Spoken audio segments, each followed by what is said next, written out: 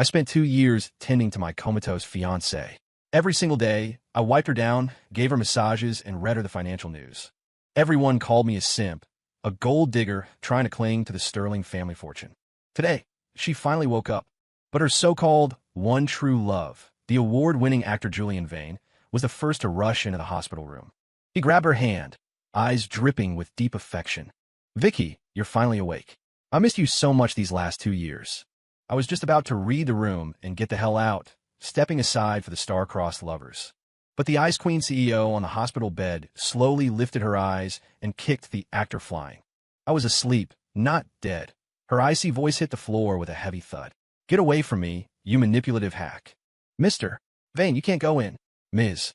Sterling just woke up. She needs rest." "Get out of my way. Vicky is awake. I have to be the first one she sees." The ward door was violently shoved open, and a man in a bespoke suit, handsome enough to make angels weep, stormed in. It was Julian Vane, the famous actor and the white moonlight hidden in the heart of my vegetative fiancée, Victoria Sterling. I was holding a warm towel, about to wipe Victoria's face, my hand freezing in midair. Julian shoved me aside, threw himself at the bedside, and grabbed Victoria's hand, his eyes instantly turning red. "Vicky, you're finally awake. Do you have any idea how worried I've been for 2 years?" His voice choked up, a performance worthy of an Oscar. If you didn't know better, you'd think he was the one who had been dutifully serving at her bedside. I tactfully retreated to the corner, waiting for their tearful reunion to wrap up so I could process my resignation, collect my severance pay, and disappear into the wide world to start my life of early retirement. As a transmigrator who had been transported into this novel, I knew the plot. After Victoria woke up, she would rekindle her romance with Julian. As for me, the nominal fiancé, I was destined to act out of jealousy, get crushed by their combined power, and meet a miserable end. I was tired, truly. In my previous life, I hustled until I dropped dead at my office desk. In this life, stuck as the doormat supporting character, all I wanted to do was lie flat, to relax and do absolutely nothing. For 2 years, I punched in at the hospital like it was a job, cleaning, massaging, reading stories, just fulfilling a contract. Now that the main character was back, it was time for me to bow out. On the bed, Victoria's eyelashes trembled slightly before she slowly opened her eyes. They were cold eyes, like blades tempered nice. She scanned the room before her gaze locked onto Julian's deeply emotional face. "Vicky, you're awake. This is amazing." Julian was incoherent with excitement, leaning in to kiss her. I even closed my eyes, preparing to give them privacy. Thud, a muffled sound. I opened my eyes to see Julian flying away from the bedside in a perfect parabola. He slammed heavily against the wall and slid to the floor. The entire hospital room fell into a dead silence. Everyone was petrified. Victoria slowly retracted her long, straight leg, sweeping her gaze over Julian on the floor like he was trash. I was asleep, not dead. Her voice wasn't loud, but it carried an undeniable authority. Every word hit like hail. "You manipulative hack, get the hell away from me." Julian clutched his chest, a look of utter disbelief on his face. "Vicky, what's wrong?" "It's me, Julian." Victoria's lips curled into an arc of extreme mockery. "In the last 2 years, did you wipe my body down even once? Did you change my medicine even once? Do you even know which way the door to my room opens?" Julian's face turned the color of a pig's liver. Victoria's gaze slowly shifted, finally landing on me. My heart skipped a beat. Here it comes. Is the plot starting? Is it my turn to be purged? Ew. She looked at me and spat out one word. I shuddered, immediately standing up straight, ready to accept my sentence. "Come here." I paused, pointing at myself. She nodded. I shuffled over carefully, stopping by her bed. She reached out her hand. I thought she was going to hit me, so I instinctively flinched. Her hand paused in midair, her brow furrowing almost imperceptibly. Then I watched helplessly as she used the same hand that had just launched a movie star across the room to gently, tenderly fix my slightly messy collar. The air of the room seemed to solidify in that moment. "Caleb." Victoria called my name, her voice devoid of anger or joy. "Here," I responded quickly. "It's been hard on you these past 2 years." My brain buzzed, going blank. The script wasn't written like this. Shouldn't she be looking at me with disgust, telling me to get lost, and then throwing herself into her true love's arms? Not hard. Just doing my duty," I stammered, feeling like my CPU was about to overheat. Victoria gave me a deep look, complex enough that I couldn't decipher it. Then, she turned to the bodyguards and doctors at the door who were still in shock. Throw this man out. From now on, anyone named Vane and that dog he keeps around are forbidden from stepping foot in Sterling Corp. Her voice returned to its usual cold decisiveness. The bodyguards snapped out of their trance, rushing in to grab Julian, who was still dazed on the floor, and dragged him out like a dead dog. Vicky, you can't do this to me. Vicky. Julian's screams faded into the distance. The room returned to silence. Victoria's parents, the chairman and his wife, finally recovered from their shock. Mrs. Sterling rushed to the bed, gripping her daughter's hand excitedly. Vicky, you're finally awake. Mom was worried sick. Chairman Sterling looked relieved too, but mostly confused, his eyes darting between me and Victoria. Vicky, what is going on? You and Julian. Victoria cut him off. Dad, Mom, I'm tired. I want to rest. We'll talk about other things later. Once she spoke, no one dared to question her. The doctors immediately stepped forward to conduct a comprehensive examination. I was left hanging to the side, completely an outsider. This plot twist was too stimulating. I leaned against the wall, fished an apple out of my pocket, and took a loud, crunchy bite. Sweet, crisp, good for the nerves. The examination lasted a long time. Apart from being weak from long-term bed rest, Victoria was fine. After sending the doctors away, Victoria asked her parents to go rest as well. Only she and I were left in the room. The atmosphere instantly became awkward.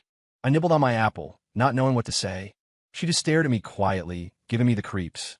Is the apple good? She suddenly asked. I froze, answering instinctively, It's okay. Pretty sweet. She nodded, then said something that almost made me swallow the apple core. Let's get married. Cough, cough, cough. I choked so hard I thought I'd die, my face turning red. She thoughtfully handed me a glass of water. I downed it in a few gulps before catching my breath, looking at her in disbelief. Ms. Sterling, did you catch a fever? What kind of brain circuit was this? Kick out the true love, marry the simp side character? I'm not joking. Victoria's expression was incredibly serious. For 2 years, you took meticulous care of me. Victoria, Sterling repays her debts. Marrying you is the most sincere repayment I can offer. I understood. She was repaying a debt. She saw my care as a favor and wanted to use marriage to settle the score. I looked at her face, flawlessly beautiful, yet cold as an ice sculpture, and suddenly laughed. Ms. Sterling, there are many ways to repay a debt. I tossed the finished apple core accurately into the trash can and clapped my hands. For example, you could absolutely give me a sum of money. Enough money to keep me clothed and fed for the rest of my life. Then we break the engagement, go our separate ways, and everyone's happy. Isn't that beautiful? I looked at her with expectation. Money. I only wanted money. Who cares about being the CEO's husband? I just wanted to take the cash, travel the world, eat global cuisine, and live my life of leisure. Victoria's brow furrowed deeply for the first time on my account. You don't want me? Her voice carried a trace of confusion I couldn't quite place. Y suara decisively, no. Was she kidding? Marry a workaholic ice queen? My lazy life would be ruined. Facing a cold face every day? Suffocating. Marriage is too tiring. Dealing with your relatives is even more tiring. I won't do it. I waved my hand, my attitude firm. Ms. Sterling, just give me the money. 50 million. No, 100 million. Buying out 2 years of my youth is a bargain. Victoria fell silent. She looked at me, her eyes flashing with scrutiny, confusion, and even a hint of hurt. Hurt. I must have seen that wrong. Caleb, she spoke again, her voice lower. Are you sure? I'm positively, absolutely sure. I nodded like a bobblehead. She closed her eyes, took a deep breath, and when she opened them again, the emotion was gone, replaced by cold rationality. Fine, I agree. 100 million will be wired to your account tomorrow. My lawyer will contact you to handle the engagement termination. Thank you, Ms. Sterling. You're generous. I almost bowed to her in excitement. Yes, 100 million. The startup capital for my life of doing absolutely nothing was secured. I left the hospital room in high spirits, completely failing to notice that after I turned around, Victoria watched my retreating back, a storm of turbulent emotions raging in her icy eyes. She picked up her phone and dialed number. Assistant Miller, investigate. I want every detail on Caleb Stone from the last 2 years. I need to know exactly how he changed. Putting down the phone, she muttered to herself, I only slept for a while. How did the world change so much? The 100 million arrived even faster than I imagined. Early the next morning, my phone buzzed with a bank notification. That long string of zeros made my heart bloom with joy. The lawyer called shortly after, and we set a time to quickly finalize the engagement termination. The moment I walked out of the lawyer's office, the sky felt bluer, the air sweeter. Freedom. I, Caleb Stone, was officially entering retirement mode as of today. First order of business: buy a house. I paid cash for a top-floor penthouse in the most expensive downtown district of Chicago, complete with a sky garden and an infinity pool. Second order of business: hiring. Through a headhunting firm, offering salaries far above market rate, I poached an all-star household management team. The head butler was named Winston, a man with hair combed meticulously in a place who spoke 5 languages. Under him was a team of chefs covering global cuisines, a wellness team for my health, and a security team composed entirely of retired Navy SEALs. When Winston first met me, his expression was solemn. "Mr. Stone, may I ask what your upcoming business plans are?" I was lying on a beach chair by the pool, sipping fresh squeezed orange juice, and answered lazily, "My plan is to have no plan." Winston froze. I waggled a finger. "Your mission isn't to help me conquer the business world. It's to help me take lying flat to the extreme, to make it professional. I want to eat the best, play with the best, and live in the utmost comfort. As for making money, that's just something that happens on the side." Winston and the elite team behind him looked at each other, their faces writing out the question. Did we get scammed? I smiled and snapped my fingers. My personal assistant, a financial genius I poached from Wall Street with triple pay, immediately handed over a tablet. "This is my investment plan for the next year. You take a look." Winston took the tablet. One glance, and his pupils constricted. The elites behind him crowded around, and I heard a series of sharp inhales. "This layout, it's flawless. Long on crude oil, shorting this specific tech stock. What is his basis? It's too precise. My God, if this plan succeeds, the annual return rate, it will flip at least 10 times. Winston held the tablet with both hands like it was a holy relic. The way he looked at me changed completely. He went from seeing a lazy trust fund kid to seeing an unfathomable God. "Mr. Stone, you don't ask. If you ask, it's just intuition." I waved my hand. "You just need to know that money isn't a worry. What you need to do is make me comfortable. For example, if I want lobster thermidor today, homemade rice wine tonight, and a teppanyaki party at home tomorrow, can you make it happen?" "Yes, of course." Winston stood at attention, his voice booming. "We guarantee to complete the mission. We will not fail your trust." I nodded with satisfaction. Good, my subordinates had great potential for hustling, so I didn't have to. In the days that followed, I lived the dream life of a useless person. Sleeping until I woke up naturally, working out a bit, swimming. The chef team cooked up a storm, varying from delicate French pastries to spicy Sichuan dishes. I ate with gusto. I also set up a small brewing workshop, hiring the best masters to teach me how to brew various spirits: whiskey, rice wine, sake. In my spare time, I lay in my sky garden, sipping my brew, watching my financial assistant report how many times my assets had multiplied. The hashtag Caleb didn't get up today was something I had my assistant register for fun, posting a single photo of me lying down every day. Unexpectedly, because the shell companies under my name saw their stock prices hitting the limit up repeatedly due to my investment plan, the hashtag went viral. Retail investors flooded the comments. "Please, Mr. Stone, keep sleeping. When you sleep, we make money. High quality, lying flat. Mr. Stone, my God, don't wake him up. I'll fight anyone who wakes him up." I read the comments, laughing so hard I rolled around on my lounge chair. This damn, corrupt, delightful capitalist life.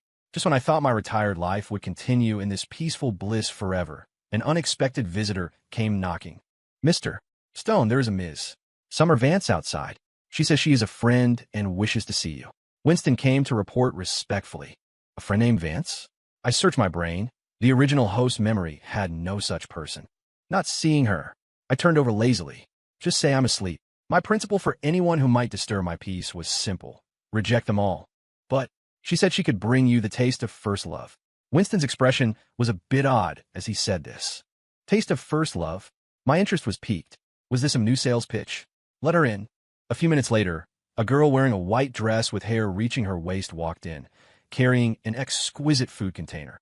Sunlight streamed through the floor-to-ceiling windows, coating her in a soft halo. She looked like a fairy walking out of a painting, clean, pure, untainted by dust. Seeing me, her eyes lit up, curving into beautiful crescents. "You must be Caleb Stone." Her voice was pleasant too, like a clear mountain spring. I nodded, my gaze landing on the box in her hand. The taste of first love. She pursed her lips in a smile, sat on the rattan chair opposite me, and opened the box. A scent of sweet, spiced rum and vanilla wafted out instantly. Inside the box was a serving of rum raisin bread pudding. It looked handmade, delicate, with a rich, golden glaze, garnished with a few goji berries and gold leaf. I heard the owner here likes to brew his own alcohol and enjoys traditional comfort desserts. She pushed a small dish toward me. Try it. It's my mother's secret rum sauce recipe, and I made the pudding. I looked at the pudding, suddenly dazed. In my past life, when I was a corporate drone working late into the night, my mom would always leave me a bowl of something warm and sweet like this. She said it was the taste of home. I didn't expect someone in this world to replicate that feeling. I picked up the spoon and took a bite. Sweet but not cloying, rich with the aroma of spirits, the pudding soft yet textured. It was exactly that taste. How is it? She looked at me with expectation, like a student waiting for praise. Not bad. I nodded and took another large bite. How did you find this place? My address was confidential, and the security system was top tier. My name is Summer Vance, she introduced herself. I'm a food blogger. I heard from a friend that a mysterious private kitchen had appeared in Chicago, making incredible food, but the owner was eccentric and never open to the public. I just wanted to try my luck. So you used a bowl of pudding to knock on my door? I looked at her, amused. Not entirely. Summer shook her head, speaking seriously. I looked up your information. I know you broke off your engagement with your fiancé. I also know you like fitness, love Chinese and fusion cuisine, and dislike red wine. I raised an eyebrow. This little girl was interesting. So you came prepared? I guess so. Summer admitted openly, her cheeks flushing slightly. I think you're a very interesting person. I wanted to make friends with you. When she spoke, her eyes sparkled, so honest that it was impossible to refuse. I looked at her and suddenly felt that adding such a pretty friend who could cook to my retired life wouldn't be bad. Just then, my cat, Slacker, a fat orange tabby, walked over with an elegant gait. He gave Summer a haughty glance. Then, a lively golden retriever puppy burst out from behind Summer, wagging its tail and nuzzling Slacker's leg affectionately. Slacker stiffened, seemingly debating whether to smack this creature that didn't know its place. But the golden retriever was too enthusiastic, licking Slacker's chin. Then I saw something that stunned me. My aloof orange cat, Slacker, actually purred in comfort, letting the puppy rub all over him. Summer smiled sheepishly. This is my dog, Hustle. He seems to really like your cat. Slacker and Hustle. I looked at the cat and dog, then at the girl named Summer, and couldn't help laughing out loud. This fate was a little wonderful. So, you can bring Hustle over to play with Slacker often. I leaned against the gym equipment, doing pull-ups, speaking to Summer, who was handing me water. Since that day, Summer had become a frequent visitor. She always managed to make delicious food in different styles, all hitting my preferences perfectly. We became close quickly. I found her very interesting. Despite being an heiress from a prominent family, she was passionate about domestic life. She would drive miles to the suburbs early in the morning for the freshest ingredients. She would pester my chef team to learn a dish. She had a vibrant, steaming vitality that made my lying flat life feel much more alive. Really? Summer looked at me in surprise, stars in her eyes. I finished a set of pull-ups and jumped down. My upper body muscles were pumped and glistening with sweat. Summer stared, her eyes fixed, and she subconsciously swallowed. You're sweating. I'll wipe it for you. She picked up a towel, her hand reaching toward my abs involuntarily. When her fingertips touched the warm, firm muscle, she pulled back as if burned, her face instantly turning beet red. Sorry. Watching her innocent and cute reaction put me in a great mood. I teased her intentionally. Touch if you want. I won't lose a piece of meat. Summer's face turned even redder, like a ripe apple, and she lowered her head, afraid to look at me. Who wants to touch? Though she said that, her eyes couldn't help drifting back to me. This girl, tough mouth but soft heart. Goo. Just then, my assistant, the Wall Street elite, walked in hurriedly, his face grave. Boss, Ms. Sterling from Sterling Corp wants to speak with you. Victoria? What did she want? I took the phone. Hello, Ms. Sterling. What can I do for you? Did you finish spending the $100 million and want more? Silence on the other end. Then Victoria's cold voice. Caleb, did you know all along there was a problem with Julian? I raised an eyebrow. That's not important. It's important to me. Victoria's voice held a trace of urgency. Assistant Miller found that while I was in a coma, Julian embezzled nearly $50 million from the company. And The investment firms under your name have been secretly acquiring scattered shares of Sterling Corp. What exactly do you want? So she found out. I bought the shares purely because I thought Sterling stock would rise and I'd make money. As for Julian, he dug his own grave. Ms. Sterling, we've broken our engagement. Your company, your White Moonlight, have nothing to do with me. My tone was flat. I'm just a retiree who wants to lie flat. I have no interest in your corporate intrigues. You, Victoria, seemed choked by my attitude. I could imagine her frowning Ice Queen face. Caleb, are you blaming me? Her voice suddenly dropped, carrying a trace of undetectable grievance. I paused, suspecting I heard wrong. Blame you for what? Blame you for not giving me the 100 million sooner. I scoffed. All right, Ms. Sterling, I'm Busa, busy enjoying life. Hanging up now. Without waiting for a response, I hung up. Beside me, Summer blinked her big eyes and asked curiously, was that your ex-fiancée? Yeah, she seems to care about you a lot. Summer pouted slightly, sounding a bit sour. Watching her jealous look, my heart moved. I reached out and pinched her cheek. Plenty of people care about me. Haven't you seen the news? Shareholders are begging me to sleep more. I leaned close to her ear, lowering my voice. But the only one allowed to wipe sweat off my abs is you. Summer's ears turned red instantly. She covered her face, muttering, pervert. Seeing her shy reaction, my mood improved completely. Forget the ex-fiancée, forget the White Moonlight. The sweet, soft girl in front of me was much more important. To coax my jealous little glutton, I decided to cook personally and take her to experience some down-to-earth life. Come on, taking you somewhere good. I grabbed Summer's hand. It was soft, boneless. I squeezed it tighter instinctively. We didn't go to a high-end mall, but to the oldest, noisiest farmer's market in the west side of the city. It was full of shouting vendors, haggling, and a mixed sense of fresh vegetables, fish, and cooked food. Instead of being disgusted, Summer, the heiress who never touched spring water, lit up with excitement. Wow, this eggplant is so purple. Sir, how much is this fish? She was like a happy butterfly, flitting between stalls, fascinated by everything. I followed her, watching her argue with a vendor over 10 cents until her face was red, then smugly showing off her victory to me. I couldn't help laughing. Truly cute. Completely different from those socialites who only discussed luxury goods and high tea. What are you laughing at? Summer puffed out her cheeks. Laughing at how cute you are. I picked a strawberry from a nearby stand and fed it to her. Summer blushed, chewing small bites, her eyes sweet like crescent moons.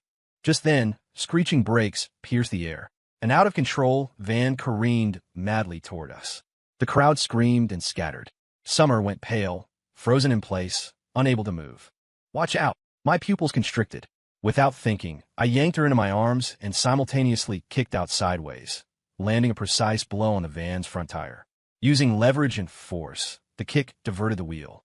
The van grazed us, slammed into a nearby utility pole with a loud bang, and stopped. The whole thing happened in a flash. By the time the crowd reacted, the dust had settled. In my arms, Summer was trembling.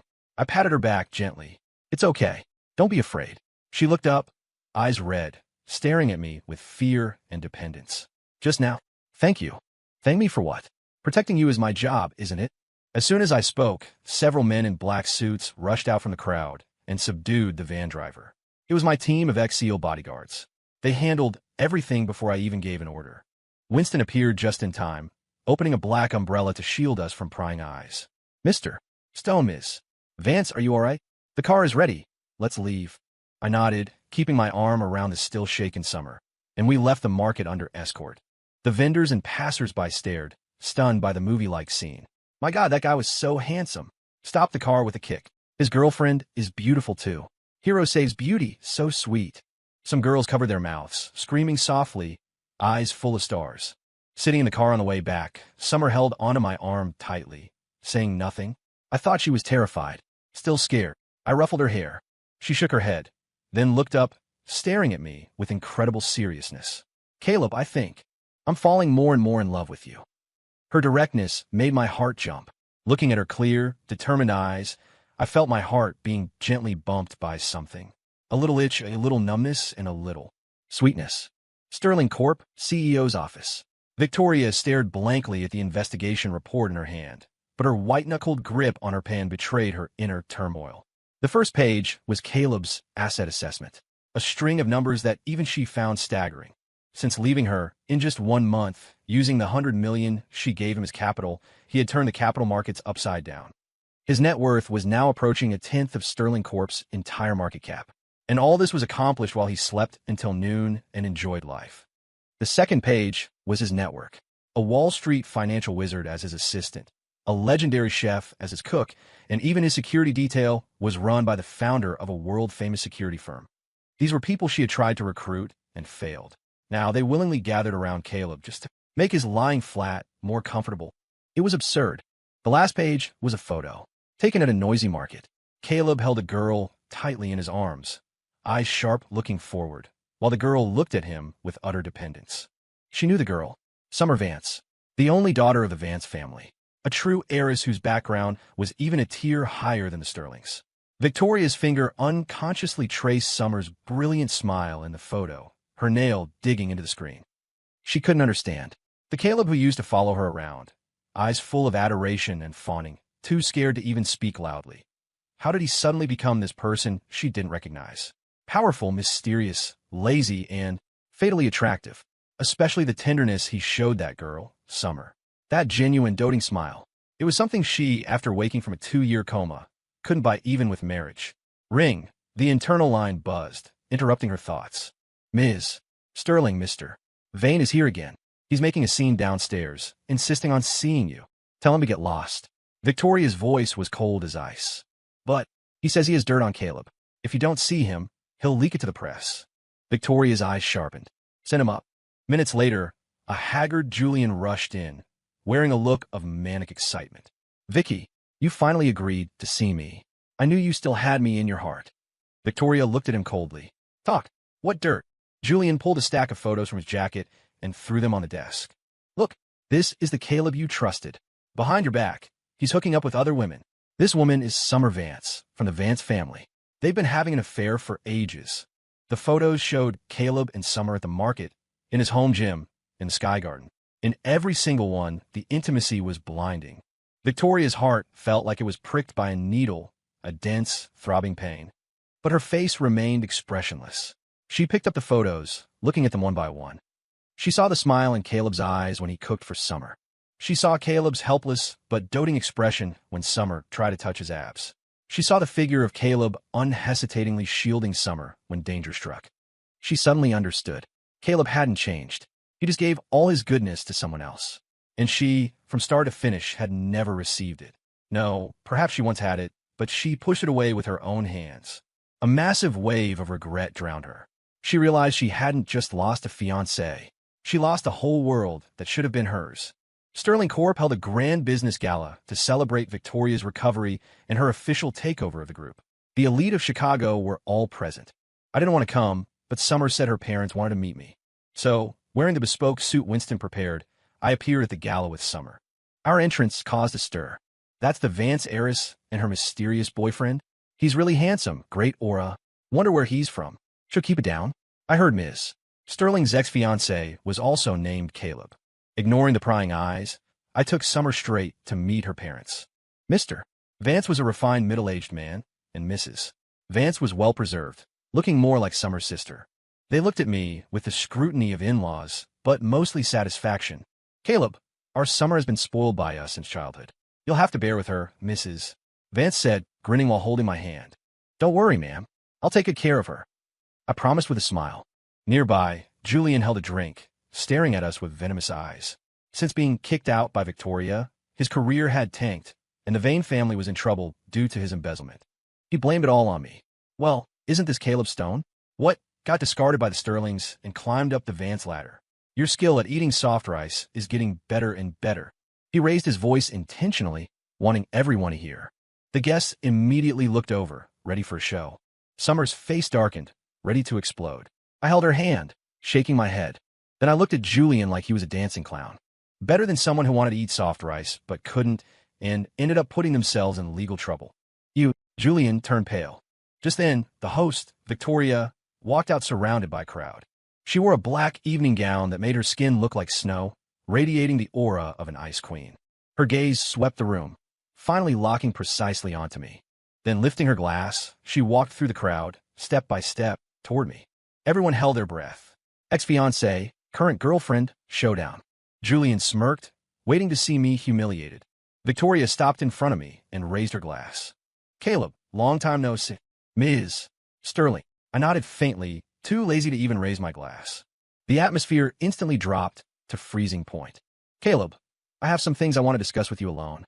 Victoria's voice was cool as always, but if you listened closely, there was a hidden plea. Before I could speak, Summer stepped forward, linking her arm through mine and smiling brightly at Victoria. Sorry, Ms. Sterling. My boyfriend is shy around strangers. Whatever you have to say, you can say to me. Her words caused an uproar. Everyone knew Victoria was a tyrant in business. Summer was openly provoking her. Victoria's face darkened visibly. She stared at Summer's hand on my arm, eyes cold enough to freeze water. I sensed the tension and was about to smooth things over. Suddenly, the giant screen at the gala cut to breaking financial news. Breaking news. Due to a sudden black swan event overseas, global stock markets have crashed. Major indices have triggered circuit breakers. The tech sector is leading the plunge, with several giants facing bankruptcy. The news detonated the room. Everyone here was a business mogul. This was a thunderclap. What? Circuit breaker. My God, I just leveraged up on tech stocks yesterday. It's over. It's all over. Amidst the wailing, I saw Victoria's face turn deathly pale. Sterling Corp was in the middle of a major pivot, heavily invested in the tech sector. With this crash, Sterling was in critical danger. My financial assistant immediately leaned in, whispering rapidly, Boss, everything is as predicted. Our short positions have already profited over $3 billion. Also, Sterling Corp stock has hit the floor. In half an hour, it will trigger a forced liquidation. The Sterling family will lose control of the company. I nodded. I knew all of this was in my plan. The so-called Black Swan was just a smokescreen I had my team release overseas. The goal was to short the market and teach certain people a lesson. Julian was now colorless, slumped on the floor muttering, Over. The veins are finished. Clearly, he had invested heavily too. Victoria was holding herself up, making frantic calls, but every call brought worse news. Despair shrouded the gala. Everyone was like ants on a hot pan. Only I casually took a piece of tiramisu from a waiter's tray and fed it to Summer. Try this, it's not bad. Summer opened her mouth obediently, took a bite, and narrowed her eyes in satisfaction. We were completely out of place in this doomsday atmosphere. Victoria finally put down the phone. She looked at me, so lost, her eyes filled with despair and a beg. Caleb, you. I cut her off, wiping my mouth slowly. Ms. Sterling, business is war. You bet, you lose. Then I took out my phone and, in front of everyone, dialed my assistant. Pull back. I said just 2 words. The assistant on the other end paused, then realized. Boss, stop now. Our profits could double. I said pull back. My tone brooked no argument. Also, transfer the Sterling shares we hold back to Sterling Corp at the original price. The assistant fell silent.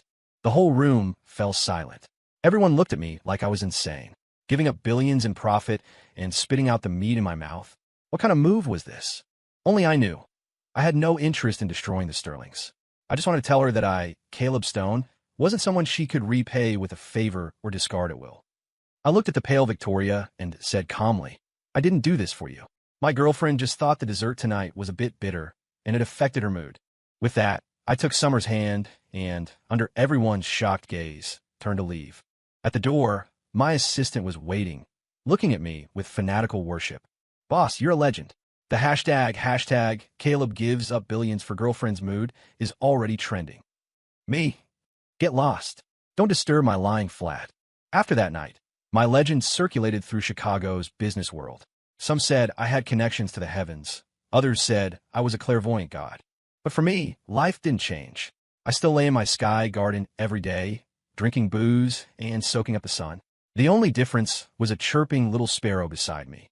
Caleb, look. This is a photo someone secretly took of us at the market. Netizens say we look so good together. Caleb, look at this comment. He says he wants to bear your children, haha. And it's a guy. Summer held up her phone, laughing back and forth beside me. I shook my head helplessly and pulled her into my arms. Stop looking at that. Look at me. Her laughter stopped abruptly. Her cheeks flushed, and she obediently leaned against my chest, listening to my strong heartbeat. Peaceful years just like this. Ding dong. The doorbell rang. Winston came to report. Sir, Ms. Sterling is here. She says she wants to thank you in person. I frowned. Why does this woman linger like a ghost? Not seeing her. She said if you don't see her, she'll wait outside forever. I sighed. In my arms, Summer looked up, understanding. Let her in. Some things are better cleared up face to face. I pinched her nose. You're too generous. Minutes later, Victoria walked in. She had shed the aggressive black gown for a simple, white, casual outfit, looking less sharp and more haggard. She held a thermos. Seeing Summer and me snuggled intimately, her eyes dimmed, but she quickly regained composure. Caleb, thank you. She placed the thermos on the table. I made the soup myself. It's your favorite from before. I looked at the soup, feeling nothing. The old Caleb liked it, not me. Ms. Sterling, you're too kind. My tone was distant. It was barely an effort, don't mention it. If there's nothing else, you can leave.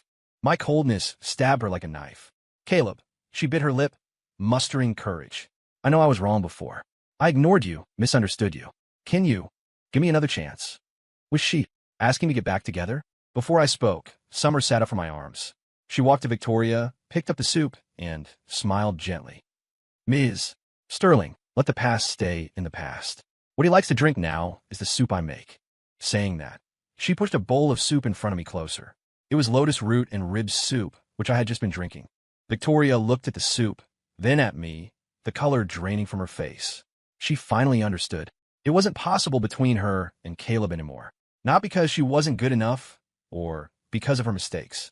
Simply because there was someone else beside him who could make him willingly drink a whole bowl. Understand.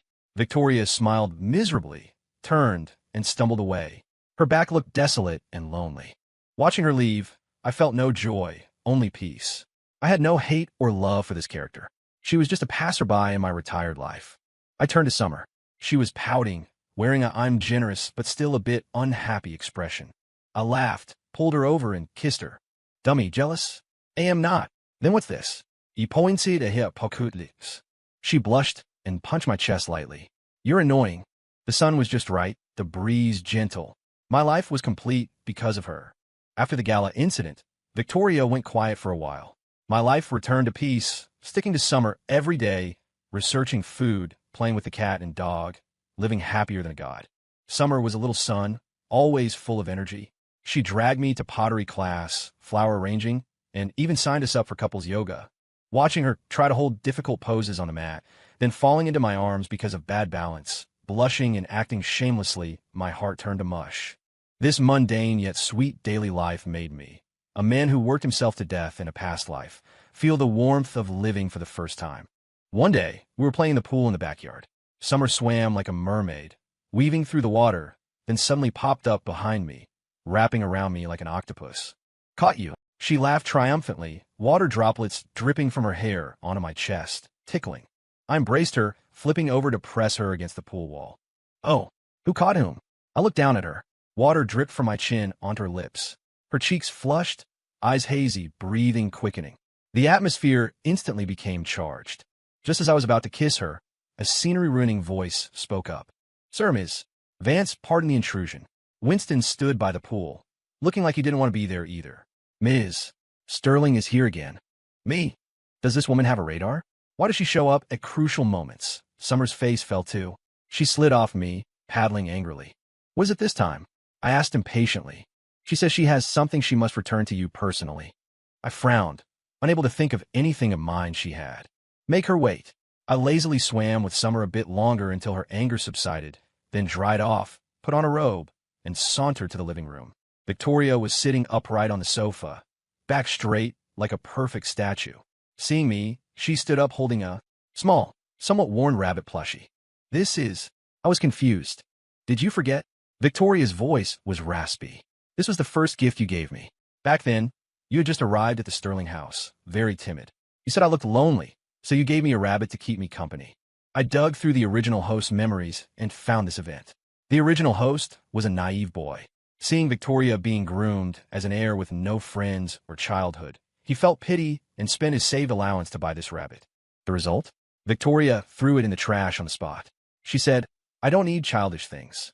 Since then, the original host never gave her anything, only careful fawning. I thought you threw it away, I said flatly. I didn't. Victoria shook her head, eyes rimmed with red. I secretly picked it back up later.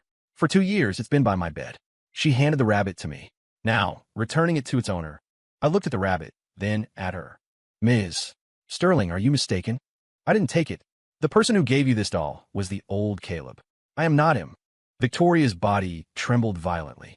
What do you mean? I look her in the eye, enunciating every word. The Caleb who loved you to the point of being pathetic, who would do anything for you, died a long time ago. Killed by your coldness and neglect, over and over again.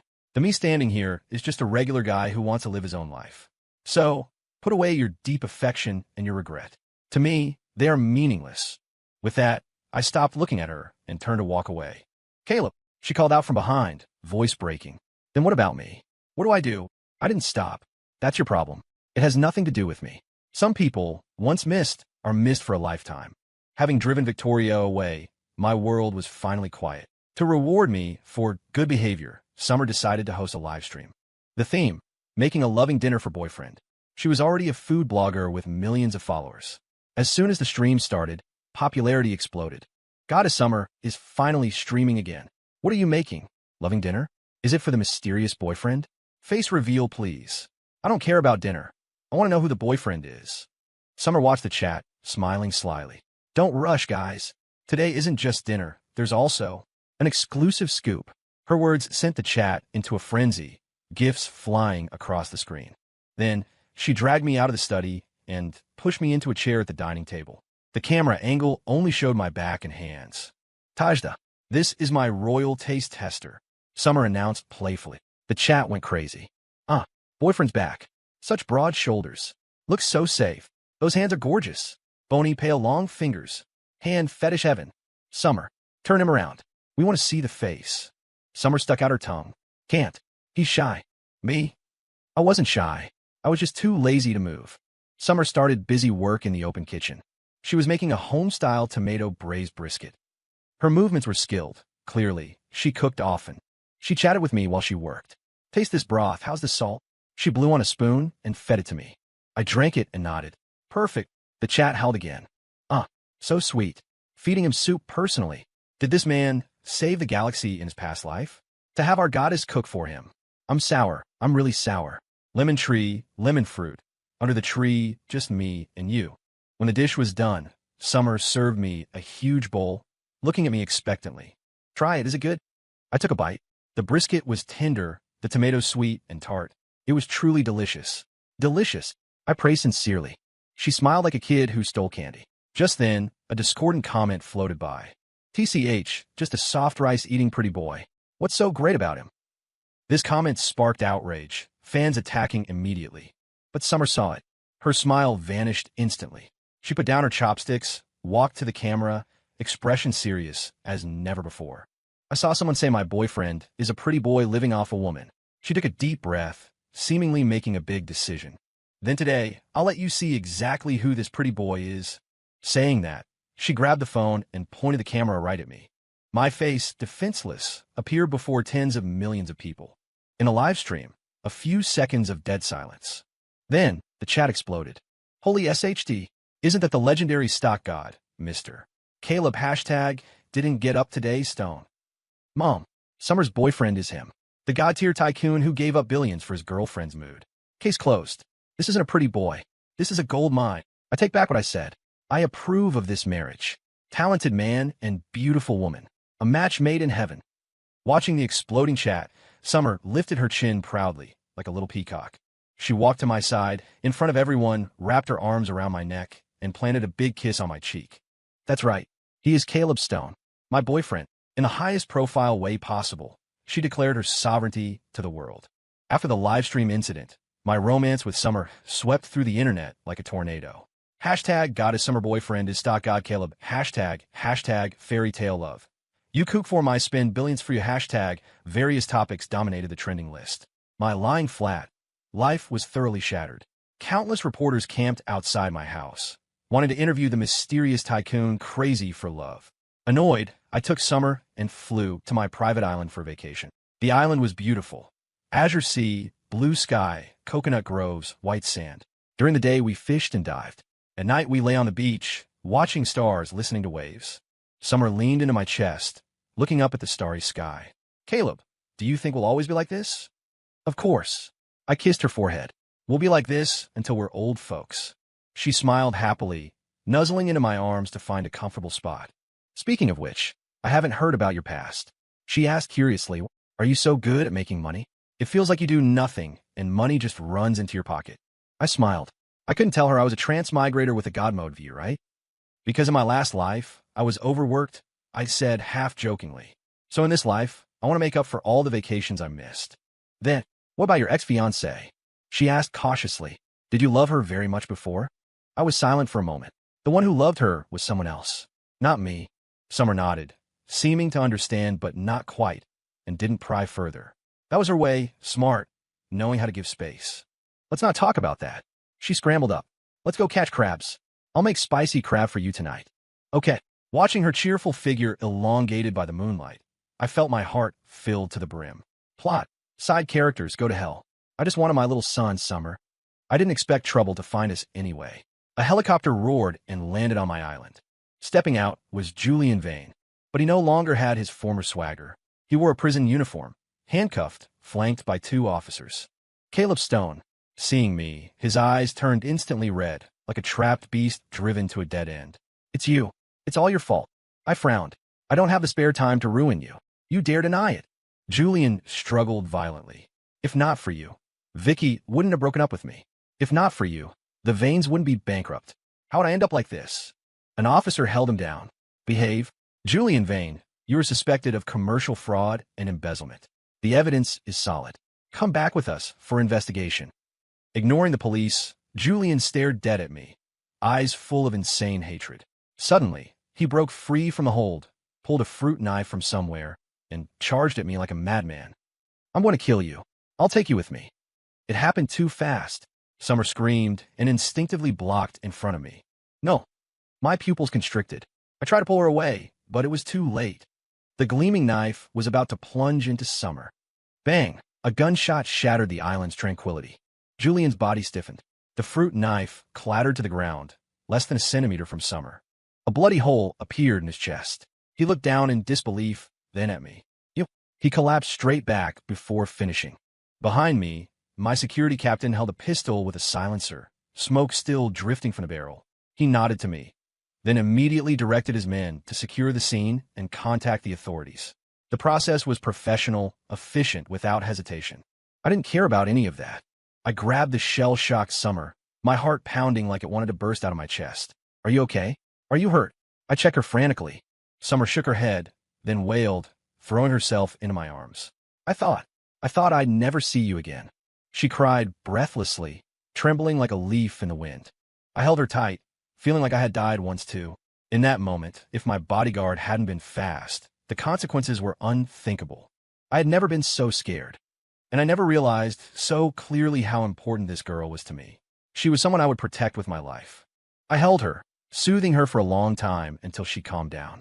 The police arrived quickly, taking Julian's body and statements. Since it was self-defense, we had no trouble. But the accident cast a shadow over our perfect vacation. That night, Summer had nightmares, crying don't in her sleep.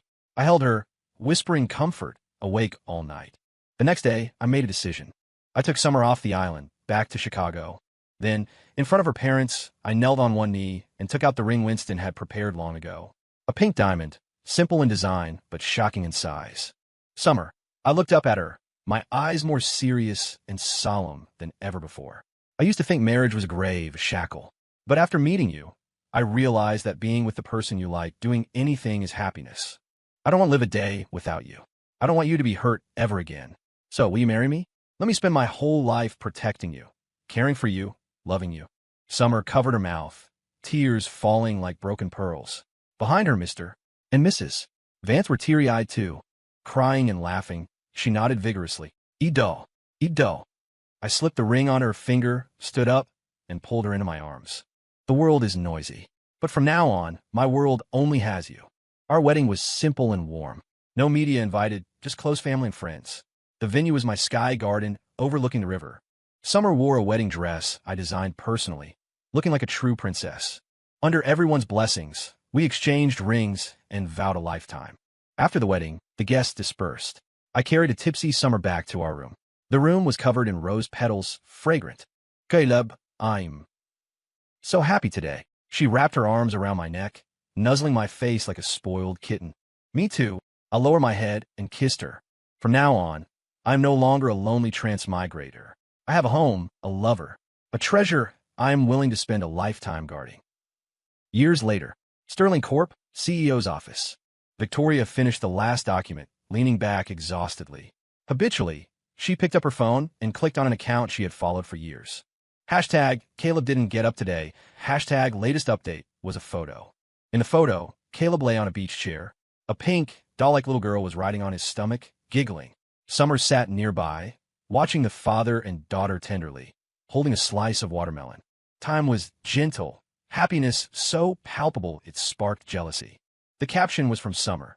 Not only did he not get up today, he was ridden like a horse by his little princess. The comments were full of laughter and blessings. Victoria stared at the photo for a long, long time.